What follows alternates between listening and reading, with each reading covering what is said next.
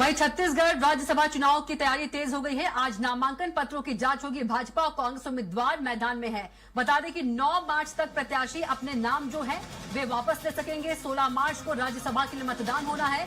90 विधायक गोपनीय मतदान करेंगे। तो छत्तीसगढ़ राज्यसभा चुनाव की तैयारी तेज हो गई है। बता दें कि आज नामांकन पत्रों की जांच होगी।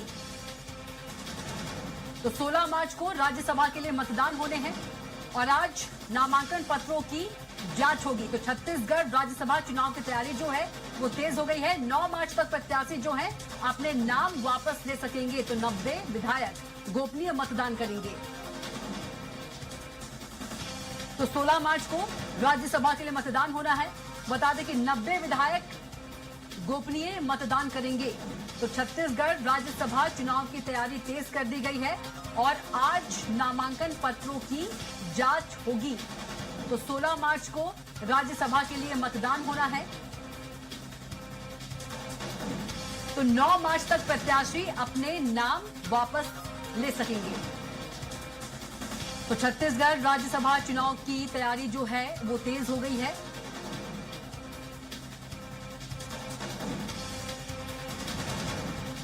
आज नामांकन पत्रों की जांच होगी और 9 मार्च तक प्रत्याशी अपने नाम वापस ले सकेंगे।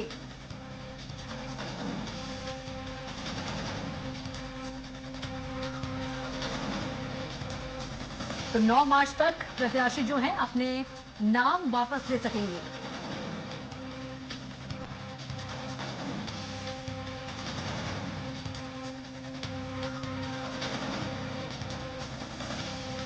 तो छत्तीसगढ़ राज्यसभा चुनाव की तैयारी तेज हो गई है।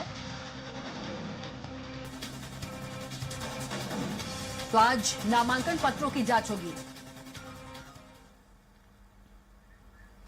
और इसी खबर पर ज्यादा जानकारी के लिए रायपुर संवाददाता दिलीप साहू हमारे साथ सीधे जुड़ गए हैं। दिलीप, यदि बात करें तो छत्तीसगढ़ राज्यसभा चुनाव की तैयारी तेज हो गई है। 5 मार्च को नामांकन दाखिल किया गया और आज नामांकन पत्रों की जांच होगी। यदि हम बात करें 9 मार्च की, तो 9 मार्च तक प्रत्याशी अपने नाम वापस ले सकेंगे। जी बिल्कुल कविता, बता दें कि राज्यसभा के लिए चुनाव की जो प्रक्रिया शुरू हो चुकी है और नामांकन 5 मार्च तक भरे जाने थे। तो क्योंकि छत्तीसगढ़ में 2 सीट खाली हो रही है, इसलिए दोनों सीट पर अभी जिस तरह से जो संख्या है विधायकों की, उसके आधार पे एक सीट के लिए कम से कम 31 विधायक की जरूरत थी। कांग्रेस के पास अभी 35 विधायक है, तो एक सीट कांग्रेस को मिल जाएगी। और एक क्योंकि बीजेपी के पास 54 विधायक है, अगर 2 सीट उनको चाहिए था तो कम से 62 विधायक होने चाहिए थे दोनों सीट। तो क्योंकि बीजेपी के पास 54 विधायक है, इसलिए एक सीट के लिए ही बीजेपी ने नामांकन भरवाया है। तो इस तरह से बीजेपी और कांग्रेस दोनों के एक एक प्रत्याशी, बीजेपी ने जहां लक्ष्मी वर्मा को अपना प्रत्याशी बनाया है, वहीं कांग्रेस ने फूलोदेवी नेताम को फिर से रिपीट किया, दोबारा उन्हें अपनी प्रत्याशी बनाया है। पहले ही अभी वो राज्यसभा की सांसद है ही और 9 अप्रैल को उनका कार्यकाल खत्म हो रहा है। इसके पहले जो चुनाव हो रहे हैं उसमें उसके तहत फिर से कांग्रेस ने उन पर विश्वास जताया है। वहीं बीजेपी ने महिला और ओबीसी को साधते हुए लक्ष्मी वर्मा पर दाव लगाया है। आज कल दोनों ने बड़े जोर शोर के साथ नामांकन दाखिल किए थे। लक्ष्मी वर्मा के नामांकन में जहां पर सीएम विष्णुदेव साय, प्रदेश अध्यक्ष किरण सिंहदेव सहित तमाम बीजेपी के बड़े नेता शामिल हुए थे, मंत्री नेता।